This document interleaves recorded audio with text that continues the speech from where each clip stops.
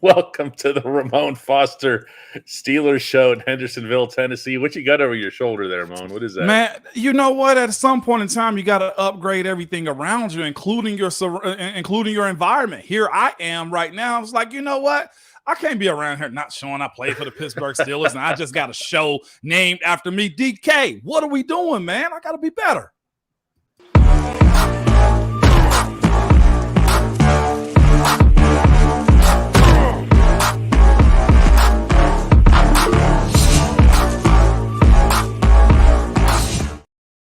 You know, there's a part of me that wants to introduce this particular episode today by saying what a difficult time the franchise has had replacing Foster at left guard. Oh,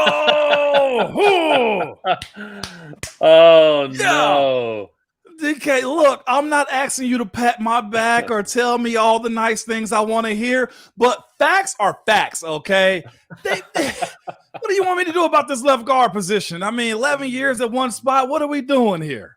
It's like the piece of the Jenga puzzle, man. As soon as 73 came out, the whole thing fell apart. What do you know? I know, man. I'm seeing a comment right now from Sean Manahan. DK. I thought about that as I was pondering the show. That was my. Well, let's get started here with what Sean has, because that's the best way to do it here. The Steelers, of course, on Saturday night signed Isaac Seumalo, the longtime starting guard of the Eagles. Now, he'd been a right guard this past season, but he's got more of a history on the left side. There's no question he'd be on the left side in Pittsburgh. James Daniels is going to be on the right.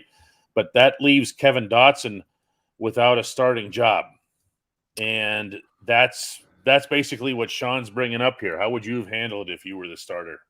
I'll be honest, I never felt safe in free agency other than the years I initially signed. And it was for these reasons right here. I wanted to make sure I knew my play was elevated enough. I wanted to make sure my number was right as far as the team cap and stuff like that. But it's also one of those situations, if you had a little bit of a lag or a question mark or where can we upgrade, I was worried about that. I'd have lost my mind. I ain't gonna say I'd have lost my mind. I'd have been mad. I'd have been ticked off. I'd have been like, well, you signed him for no reason because I'm not losing my spot. Like, that's where I would have been. For the guys that are not your prime players, your top of the list, top 5% of the salary cap, they don't have these issues. They don't worry about this type of stuff unless you're cap casualty in some aspect. Dotson's situation is very fragile for me because I feel for him. I empathize for him because you're telling everybody in the world except him, because of what you paid Seumalo to come in, that he's just going into starter. He's the starter going into the season, at least as far as camp goes. What was that? Those numbers, DK? 3 for 21 or a little bit more? 3 and 24. It's James Daniels' money. And I'm speaking about the person first before I speak about the actual play and what this actually does for our team. What this does for Dotson is put him in a spot to saying, well, maybe I want to be out of here sooner than later. It also does this. The Steelers do have the rights to Kevin Dotson. They don't have to trade him, cut him, let go of anything. They don't have to. This dude, if I'm not mistaken, Seumalo's a Super Bowl winner, a proven starter in this league, and a vet that's just on the verge of 30, who I didn't think had much of a drop-off in his play, if I could be honest with you. I've watched him. I like his play. He does well in the pass blocking. He does well in the run, too. Did I ever think that we were going after him? Mm-hmm. Absolutely not. No, me neither. Did we signed this at midnight? It was close to that. Yeah, it was Saturday night. Yeah. And Saturday night. I was walking out of Madison Square Garden, and that game, the hockey game, started at 8:00. So it was like around 10:30, 11 o'clock. That's just says Omar burning candles on the weekend over on the South Side. You know, he was. I want to throw this in since this was what Sean asked originally. Jonah Williams, the left tackle in Cincinnati, when he saw the Bengals signing Orlando Brown, immediately had his agent contact Cincinnati management and say, trade me.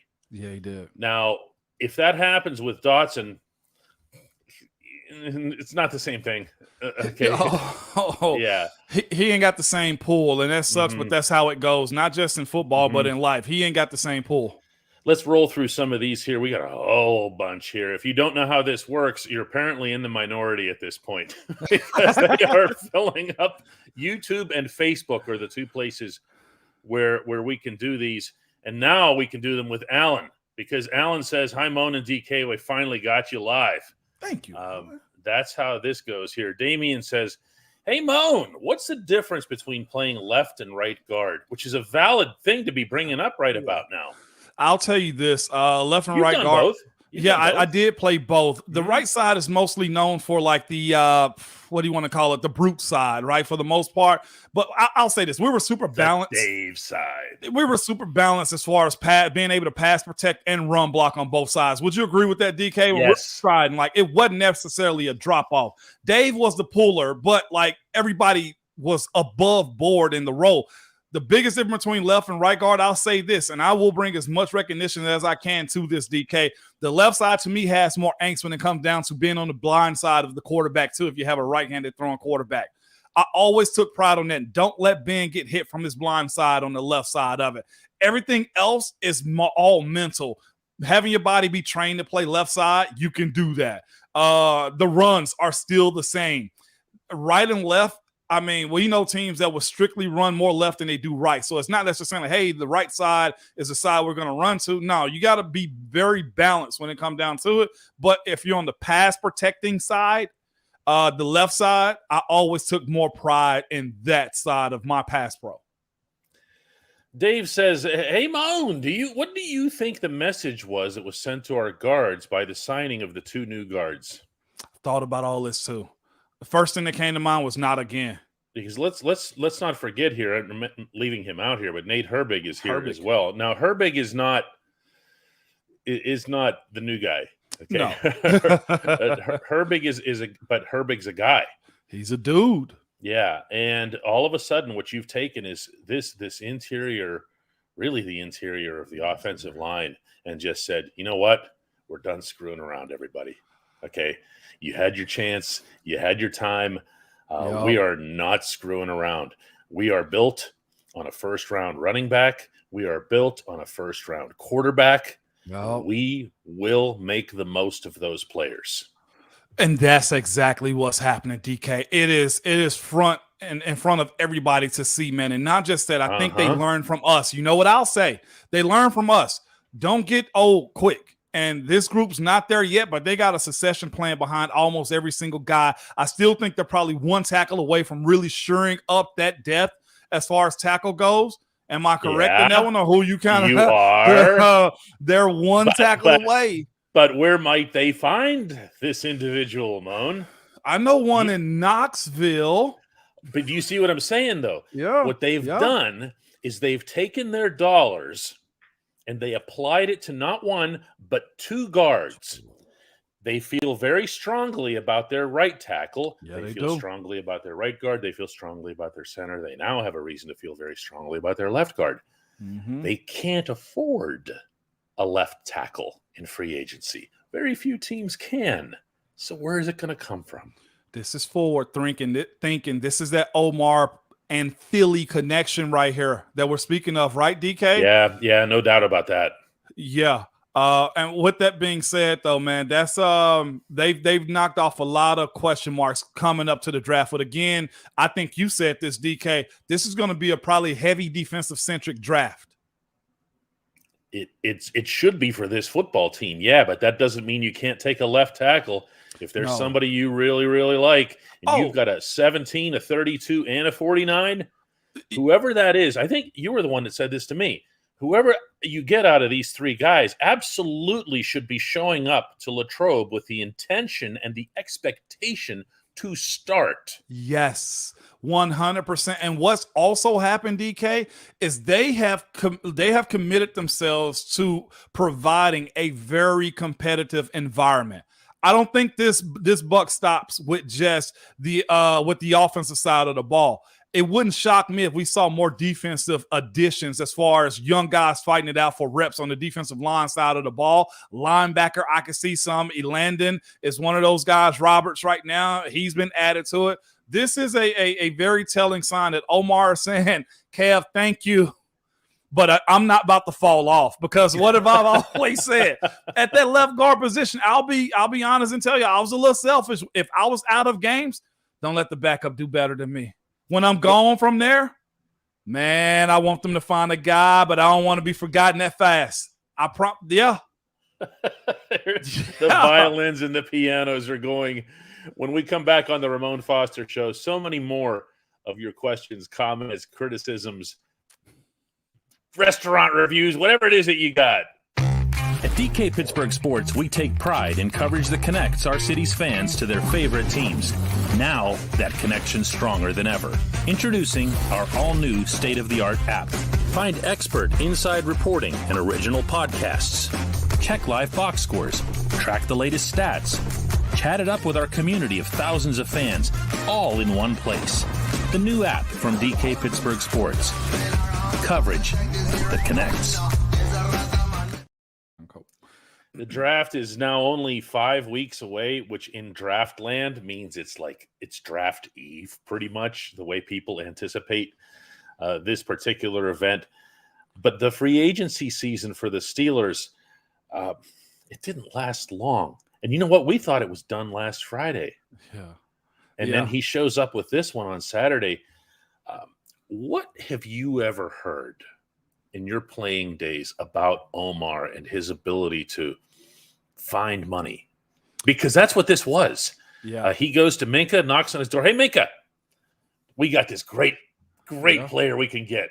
This guard. You're going to love him. Fantastic. Need you to restructure. Sure thing, Omar. How? Yeah. Well, you go to Minka because Minka's he's a high cap guy, high number guy, but he's also a high caliber player too when it comes down to it. Minka, before he becomes a cap casualty, because I don't think his play, and knock on wood for him, it's gonna fall off anytime soon. So he's more likely to get an extension before you have the conversation about him and his cap number down the line, because that's the little educational side of it. He restructured, meaning his cap is higher later. And then you got to start making decisions on those types of dudes. But it comes down to, man, you want to win now. Cam's at that point right now. TJ's hit his stride. You got moving parts on the defensive side of the ball. But it's this to me too, man. They're allowing a transition to go on defensively by bolstering the offense right now. That's where they are. Get me some veterans. Get me a type of style, a stigma that we are offensively, that we can carry these guys on the other side of the ball and let them grow up. Because we got to think, they're probably going to get a corner, still need a linebacker or two, and a couple of D linemen. DK, we really got some issues that we got to pick up defensively. So these moves that we got that together. Yeah, and as we've been saying all along, the approach, the philosophy that was in place under Colbert is clearly under place with Omar as well, in that they want to try to fill as many actual needs before they get into the draft situation. It doesn't mean you still don't look at the draft with a positional priority, but you have things that you want to look at here. Aaron says, hey guys, I'm catching you on Facebook today. Looks like the Wi-Fi connection is a lot better. I want to talk about that a little bit today, because Ramon and I were on the road last week, both of us. I was in New York, I mentioned, for hockey. Ramon was down in Florida, and we're leaning on hotel Wi-Fi, and I got to be honest with you, it's exasperating. It didn't work at all, and at one point we were just like, look, when we have a good connection, we're going to do this. Yeah. That's and we'll give you the heads up if the show's not on for the day and stuff like that. But you know what? It was Thursday, and I think it was more people coming into the area I was staying in, so that signal got crowded a little bit. So that's all that was. We appreciate y'all sticking with us, though.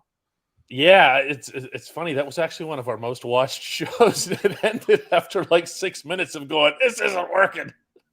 Never again. Maybe, actually, we should just do that every day. I guess that's now the formula. Ryan says, hey, Moan, now that the Steelers have signed Nate Herbig, do you think that increases the chance that they draft Nick Herbig, since he's close with TJ Watt? You know what? Do you believe in that stuff? We've had almost 4 sets of brothers on the team. Heck yeah, I believe in that. Okay. Oh, I thought so. Yeah. I think there is a beeline to his brother if available? Yes, 100%, man. This is a team that dwells on family. That really tells, like, you talk to anybody that I've had on this show, they mention family, they mention culture. And look at how it's played out for us. It's paid off for us really well. So, yeah, I think that's at least in consideration. Yeah, I mean, there's no way to avoid the brother discussions when they come up. I was if it hadn't been for Chicago just going to the Brinks truck, we would have been talking about Tremaine Edmonds here as if it was like a foregone conclusion. Because not only did the Steelers have Terrell, they also had Trey. And that stuff, we don't pay maybe as much attention to guys like that, but it means something to the coaches because they learn about character from everybody. They learn as much about from character for the Watt brothers from Derek as they do from TJ. I mean, Cam and his little brother, he grew up a whole lot because of it, right? Mm-hmm. Cam and his little brother also, the Watts, and then the Edmonds also. I feel like there was another. The Adams. Yeah. The Adams brothers, 100%. Yeah, and there's more too. Who's the D lineman? Somebody. Golly, Adams. What's the last name? Now, someone's going to come in here with the D lineman here. DB asks if there's any chance that Seumalo can play left tackle. Now, he said in his press conference that he can do anything. He's happy to. No, you know what he's at right now. The more you can do, that's all he's about. And I think that was probably a better answer to give you, considering he know there's a guy that was the starter last year that still is in house. So to me, saying he can play anything, no, he's good. Yes, Carlos Davis. Yep. That's who it was. Yeah, the Davis. Was the Adams. Yeah, the Davis brothers. Yeah. Okay, good. Alvin Johnson says, "Hey, Moan, do you think it's a realistic possibility that the Steelers sign Bud Dupree and re-sign Terrell Edmonds?" Yeah, I think both of those are. One, and let's go TE first. Okay. TE because he's still out there on the market. We saw Gardner Johnson have to take a 1-year prove-it deal because his market wasn't what he thought it was. If I'm not mistaken, Dallas Cowboys tight end Schultz, I think, is also in that same predicament to where he bet on himself and did not get the deal he's looking for. He got to do 1-year prove-it. Terrell's in that same boat. Probably so. If you can get him for 1 year, $3 to $4 million a year, yes, I'd bring him back. And also with Bud, I've had conversations with him. He's wide open to the conversation. It depends on if he wants to be spiteful against the team that let him go and play them 2 times a year or what. But it's free agency. That's what this is all about. This is exciting this time of year. Dan West says, at what point are the Steelers financially out of free agency? We don't know. No. Like, you can go to every spot track, every over the cap, every website that tracks every morsel of information, every decimal point for every long snapper in the league. And you're still not going to have an answer for the simple reason that Omar can just do what he did this past week. He can go to somebody who is paid enormously over a very long term, like Minka, like a TJ, or like someone else, and say, hey, you can go to Chris Boswell and get a restructure. Yep. Do you follow me? There's 100%. just the options are limitless. Yep. And this is the thing too, the guys that are left, despite the age of certain ones, like I don't think they go after Odell or Bobby Wagner. Dalton Schultz is the tight end I was speaking of. You got to steal a young guy, Yannick Ngakoue, who's 28 years old, a wide receiver, DJ Chark, if I'm not mistaken, he's still unsigned. 27-year-old Puna Ford is still out there also. I remember us inside the building speaking about Rock Ya-Sin, the cornerback. I think he was a second rounder to the Colts a few years back and they ended up getting traded. There are bodies still out there. And for these dudes to have these names that we know of and still not be signed, one, we saw Landon Roberts speak about, man, this is a dream to play for Coach Tomlin. I mean, if you get a defensive guy that's willing to come here for a 1 year, prove a year, that's why I think the book is still open a little bit, DK. Chad comes at you with a really tough one, I think. He says, hey, Moan, who is their pick at left tackle? Notice he doesn't say who's their pick at 17. No. Who's the pick at left tackle? And that leads me to ask you about your view specifically on Darnell Wright as it relates to tackle versus guard. We know what he played. We know what he wants to play. But what is he? Man, Tennessee, of course. For anybody who doesn't know. Tennessee. And y'all know I went to the University of Tennessee too. Darnell asked to be moved over to the right side. And I think it was a level of comfort. I think it was a level of him saying, look, this is going to be the best for me moving forward. The contradiction when it comes down to Darnell is this. He played right tackle and played it really well this year, but he moves like a left tackle.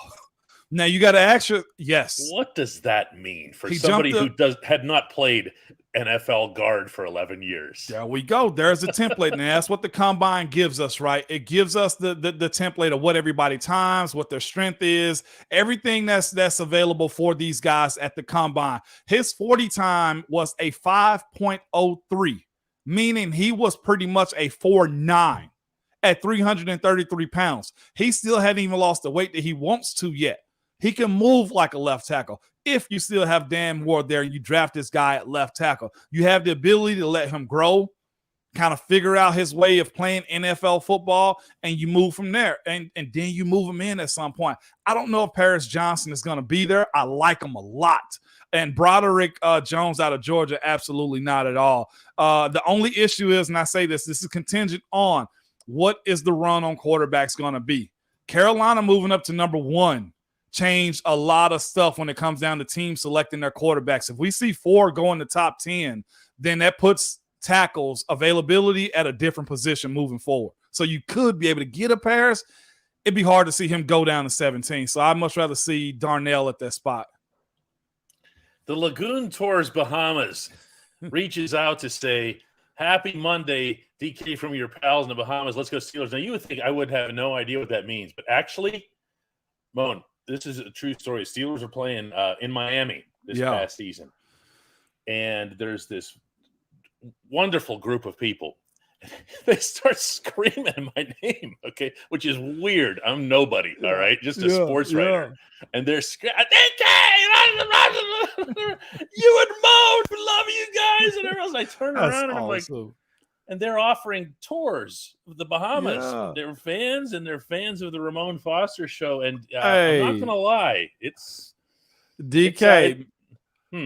Me and my wife have to take us a trip sometime very soon. I'm reaching out to the Lagoon Tour Bahamas, just so you know. I'm just be separate search. If they reacted like that to me, imagine what they're going to be like when they see you. Here comes Crystal. Crystal, I'll tell you what, I hear from Crystal a lot. She asks hard questions, which is great. Like, if you've had enough caffeine and you're ready for a Crystal question, here it comes. Hey, Moan, do you believe that any of the team captains have sway with management to save a teammate's job, specifically referring here to Dan Moore and Derek Watt? Team captains have any sway? Oh, you want to answer. I'm going to say globally, no. Okay. One that did have that power, and probably almost on any team, is the quarterback. Yes. You always talk about the power that Ben had. Because they are, and I've heard somebody in that building, I won't say who, specifically say, this is like you guys are your co-CEOs in a sense when you're the franchise quarterback. Like, it is a different respect. You have a seat at the table when you're that. Like, say if you want a specific tight end, a wide receiver, you want a running back, like, they have that power. Defensively, I think the system of our defense has always just said, if we're out, we're out. Right. You know? So I don't know if that's going to be the case if it comes down to Dan Moore or Derek. Lagoon Tours Bahamas comes back with an offer, apparently, for you and Keish to make it down there.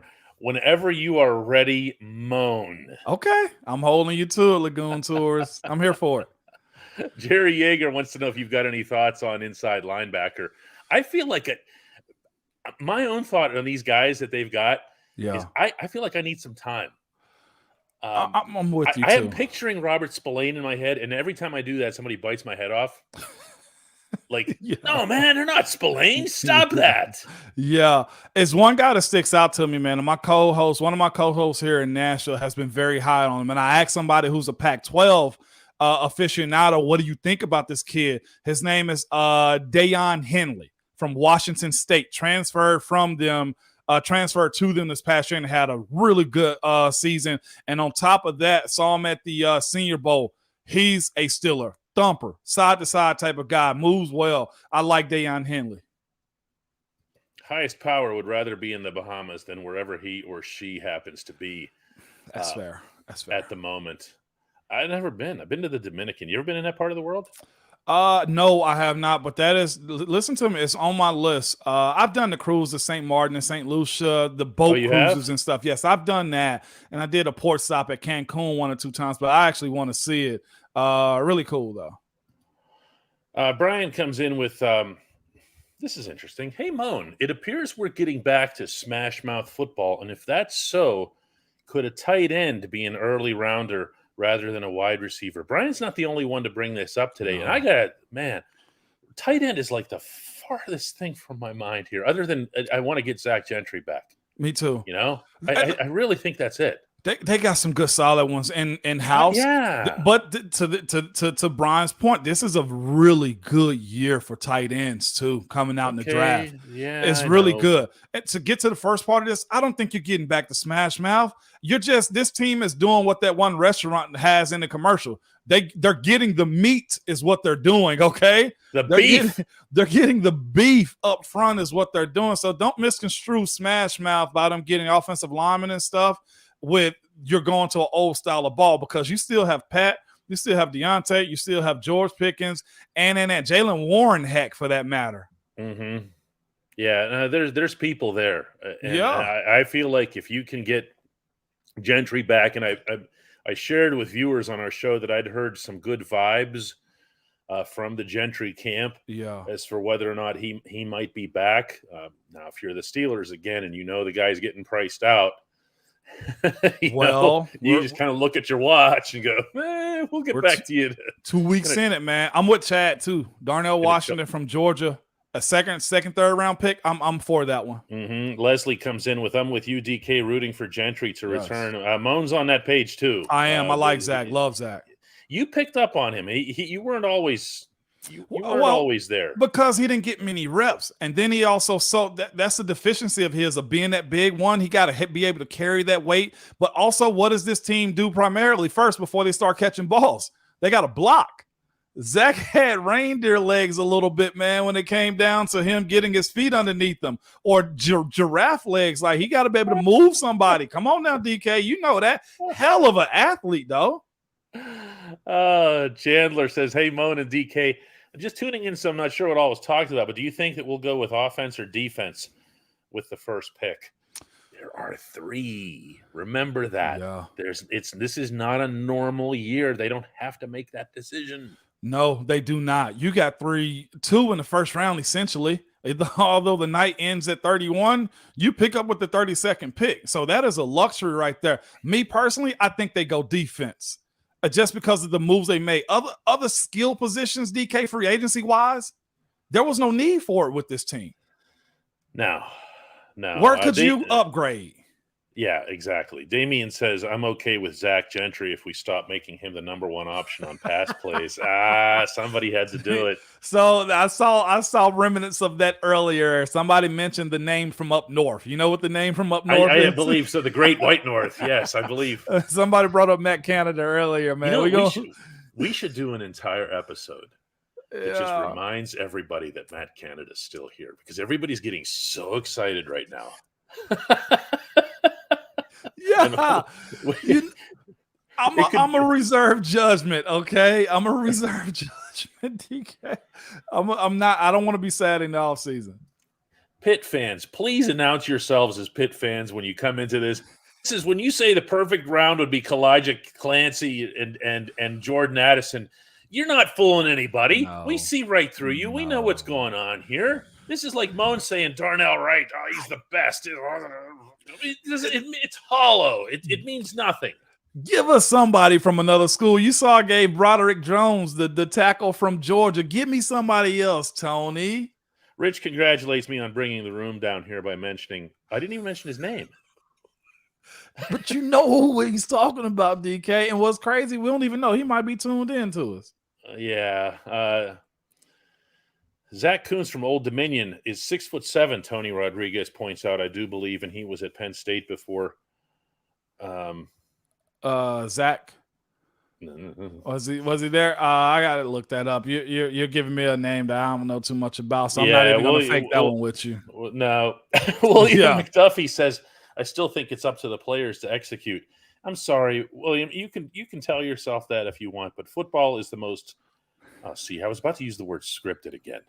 Don't do that. That means something else entirely now. Yeah, don't do that, DK. Don't say scripted, because we went through that whole ordeal. Okay. Yeah. But this is exciting. I'm telling you, I really enjoy the signings from this past weekend. Carter, listen to me. I love everything. Falling. Yeah, he's not falling. Even with the baggage, he's not falling. No, he's not falling. If he falls, listen to me. Y'all remember this one prospect by the name of Laramie Tunsil? He just became the highest paid left tackle in the game. Do you understand? Oh, okay. As far as like prospects falling, you remember the gas mask thing that he had going on? Like, go ahead and let a guy like that fall. Because I follow the SEC.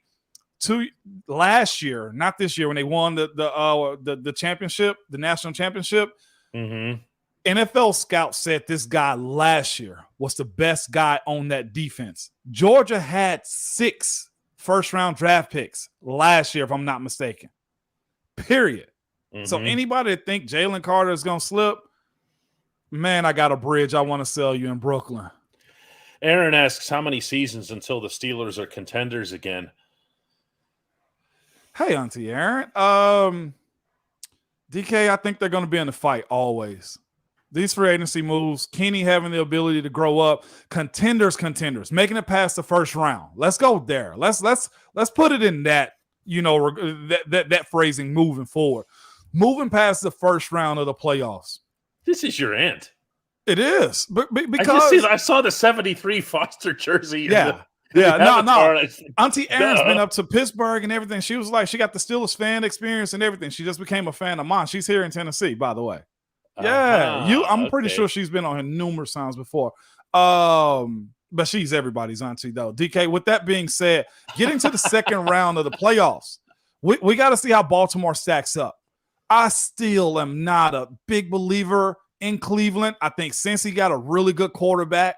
And they stacked up a good team, but they lost a lot of positions this offseason too. Well, a few. I ain't answer it though, but I can see us getting to the second round this year. Okay. Yeah. I mean, I think it's going to be a pretty good football team. I do too. Yeah. This ain't even offseason promise right here. Like, I see this being a better. Yeah, and you always have to look at it from the context of the AFC North. You just do. And you have to look around what else is in the division. And you can say, well, the Bengals are going to be awesome and whatever. We don't know that. We don't know that. Both of their safeties just walked out the door. Exactly. They've lost some other players. They've also had some gains like other teams have. But I don't look at them and go, boy, they're unbeatable. Exactly. We have no idea what the Ravens are going to be, and we always know what the Browns are going to be. I like that shot right there. Any answers at nose tackle, Mackle wants to know. Man, you know what's crazy about the position? Tackle? You do. There's one guy that pops off the board. Maisie Smith is the kid out of Michigan. Of course, we know one thing about the Big Ten is they're going to have some offensive and defensive linemen. They specialize in that. And this is a Michigan guy that could be next to Cam and grow up. My thing is this: how early or how late do you get him?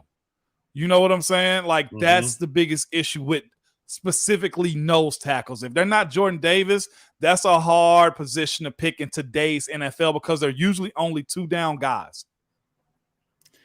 We're going to take a couple more today here. Grayson says, the Steelers are always a consistent ship towards success. I am truly excited for this season. The new era is here. Can I say something to this one, Moan? Yeah, go ahead. I got something to say on this one. The 2022 season always had to happen. Okay? That doesn't mean that there weren't mistakes made along the way. But there were certain things that the team needed to find out in order to assess where they are to get to the next level. And now that we have seen this team go out and spend the money that they have to build this offensive line, I am not going to retroactively fault them for trying with Kevin Dotson, for trying with Dan Moore, even for trying with Kendrick Green, although he was grossly mishandled I believe. Yeah. Okay. Yeah. I believe that all of that was true, plus what they needed to do by having multiple quarterback options entering 2022. Remember, it was 3, not 2. Mm-hmm. They came out of there with their guy. All of that had to happen. It wasn't just going to be a magic wand. No, it wasn't. And I think that's the best way to put it. This 2022 season had to happen, DK. That was the transition that this team needed, man. I see you put Tyler up there too. He's a true two-gapper. My question is, and Coach Tomlin and Coach Dunbar going to ask, can he get after the quarterback, though? He got to be able to. I'll say this. Javon Hargraves. I was just thinking it. Yeah. Can he pass rush? I saw one too. Let me get to DK. Kevin ahead. Is was it? I'm so terrible at that. But his question, yes, right there. Hey, Moan, is the O-line left side going to hold up? Very fair question. For Dan Moore, for Dotson, and Seumalo. That's our triangle that we're looking at, right, DK? Mm-hmm. I'll say this. I think Seumalo was brought in for a lot of different reasons. It's one, his play, but two, and important to me, you know where I go with this, DK, having the ability to guide whoever's the left tackle or whoever's the starting guard too. Like, yes. He was a guy that kind of shepherded in Jordan Mailata at Philly. You remember him, the big transfer guy that came over. He just got the big deal. He's been beside him, walking right beside him. I had to play that same role with Beach, with Al. With Marcus Gilbert on the right side of the offensive line, too, of having to be the steady vet that brought guys along. I think there's value in that for a guy like Isaac Seumalo. Look at Jordan Mailata at Philly. That's what you're looking at a role for a guy like him. Dotson and him just going to have to slug it out, y'all. DK, that's where we are, but that's starter money if we're being real. He's playing. I just hate to cancel out Dotson like that, though. I'm not gonna lie. I've had mixed feelings about this just because you feel me? Because I see him do things on the field. Listen, he does things on the field that other people can't do. Okay, he is a force of nature when he's pushing someone down the field. That's not something that can be coached. That's not something that was an acquired skill. He was born with that. Mm-hmm. And when you're talking about who mentioned earlier here on this show, Smash Mouth, are we getting back to Smash Mouth? Yeah. You know, Kevin Dotson is part of that. And I know people have had their frustrations. I know the head coach has been really sick of all the penalties that both Dotson and Moore have made. But, a couple more. We're going a little long, by the way. Because of Friday, too. Because of Friday. We're naturally guilty. Yeah, and this is the thing, too, DK. We ain't even mentioned it. As important to that whole line, Kendrick Green. Oh, I threw him in parenthetically earlier, just saying, Brian decides to come at you with a little bit of a jab there. Anyone but a player from Tennessee. Yeah, right. That's worked out well for us inside at 3400 South Water Street. Aren't you having a great basketball tournament, too? Oh, yeah. I don't talk to people whose team's not in the Sweet 16 because my team's in the Sweet 16, DK. Yeah, but I heard, I was all hockey this weekend, and all I heard was Tennessee's beating people up. Like, they're crushing people. And I'm thinking to myself, what is this, like the Detroit Pistons from the 80s reborn? We hit down, DK. Sent those dookies back to Tobacco Road, baby. Oh, my goodness here. Brent wants to know if James Daniels. No, he will not be at center. Let's not do that role anymore, okay? Let's stop this. These guys got positions now. No, that's true. Here, Kevin Finnerty says, hey, Mo, and how important was the get-together for Kenny and the receivers in Florida? How much does that sort of thing mean? Big, and they need more of it. The quicker Kenny can understand how those guys get open, what their movements look like, how far they come back to the ball, Matt Canada is going to tell him one thing, and they're going to do another thing. What Kenny needs to do is what the wide receivers do, okay? Mm-hmm. Like, if he's coming back, if he's supposed to come back 5 and he only come back 3 yards, prepare to deliver it at 3 yards, Yeah. Like, they need more of that. Mm-hmm. I have from Damien here. It says, hey, Moan, you saw Anthony Richardson at Florida. Would you take him with your first pick if you're Carolina? This is such a polarizing draft quarterback, man. Bryce Young to me is the best prospect. Mm-hmm. Bryce Young to me scares me with his size in the NFL, but I watched this kid play in that Tennessee-Alabama game live. He's a human joystick. He's a field general, DK. I got to give it to him. He's that good. The perspective of Anthony Richardson, though, got a cannon of an arm. He is today's NFL when it comes down to being mobile and being able to dissect teams apart. I like him. For Carolina, I would take him at number 1. He fits what they need to be doing. Yes. Oh my goodness. I watched him. It's funny. We probably don't talk enough about the top of the draft in this, as we keep looking at 17, 32, 49. And my favorite ones are the ones that come in, like this one here from Justin, who says, Drew Sanders is a must get at 49. Drew, what are you doing with your life that you've got the other 48 figured out? Like, who does this? I ain't got a clue who Drew Sanders is at this point. Maybe I don't should. know, but 49. Justin's already got his 17 and his 32 nailed. Now he's on to 49. He's on to bigger things, you know? I got to look up who Drew Sanders is. Linebacker, Arkansas. Okay, I didn't pay a whole lot of attention to him this year. My bad, man. 6'4", 235. Randy says, hey, Mo, do you and DK ever plan on getting together for a meet and greet or an autograph session? You know what, Randy? The answer to that for me is no. You know why? Because we have 521 people on this right now, and we've got like 4 likes. Yeah. So why should we do anything that anybody else wants, right, Moan? I thought you was going to say no because you didn't know if you had your autograph down. Either way. Definitely don't. I didn't know if you had your signature down or not, man. No, I'd have like a handprint or something. Yeah, no. No, hit the like button. Do this. Hit the like button. Appreciate that. Do the share and subscribe to the channel. That's another real big one for us. So many of you are just like, show up. Yeah, I'll subscribe at some other point. It doesn't cost you a thing. You just got to press a button, right? Free. And we're not aggravating like that either. Thank you. We're not aggravating like that. No, Mark says we got a like from Idaho. You know? Yeah. I appreciate that. DK, really good. You're right. We probably do have to go at the top half of this draft. Just to break down what this looked like in some capacity. There's so many guys though, and this is the season of lies, DK. Nobody knows. Nobody knows. Yeah, that's it.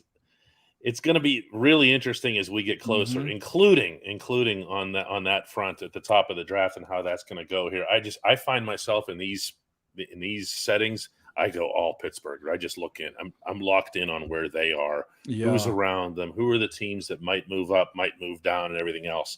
And the only time I get really, really invested in the top of the draft, honestly, is when it's occurring. No, I've taken a liking to it a whole lot. I'm gonna be real with you. Somebody asked a question. TBC Tycho. Can I go there real quick? There it is.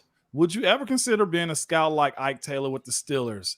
I told you before, Kev and I had those conversations before as far as having the ability to be here in Tennessee and do that type of stuff. I'm a pass on it now. I'm so busy with everything else I got going on. But I saw Ike at the Senior Bowl. Listen to me. Ike is big into it. He knows what he's talking about. And you missed our Vince Williams episode 2. Why was Vince Williams in Pittsburgh, DK? You remember that conversation with me and Vinny? Mm-hmm. Ike Taylor called Kev Coburn and told him, I don't care what his times are. Draft Vince Williams. Get him. That says a lot about a guy. He knows how to spot talent. Now, you always love being able to spot character. You love being able to spot certain physical tools and assets. But as Ike will tell you, there's a lot that goes into it that even though you played, you can't know. You can't know how – when they talk about like, oh, look at the hips on that guy. Look at the hips and how they move. I'm sorry, you could play in the NFL for a decade and a half and not have that ability to be able to see that in one turn on a standing on the grass of a double sloped field in Mobile, Alabama. Yeah. Okay. Yeah. And say that this is your skill here. Guys, we're going to do another one of these. We're going to do another one of these tomorrow for real. In fact, we're going to do one of these all week, right, Mo? No doubt about it, man. Every day. See, this was our apology for Thursday and Friday. What do you think? We extra 15 minutes. Did we fulfill today? that, DK? I think we did. I think so. We fulfilled it, man. Plus, it was from the heart. Yeah, it was. And I like doing this. The more and more y'all comment, man, the more and more I get going. DK pretty much got a wink at me and be like, Moan, let's shut it down because I'll go all day with you guys. I love this. Your Auntie Erin is trying to get on board this lagoon tour.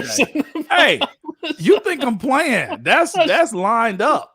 She's running down the street. You guys have the station wagon all covered with baggages and everything, and she's running down the street after you, and you're like waving to her in the rear view mirror. You're leaving her behind, even though she's everybody's auntie. I see how this everybody's goes. Auntie.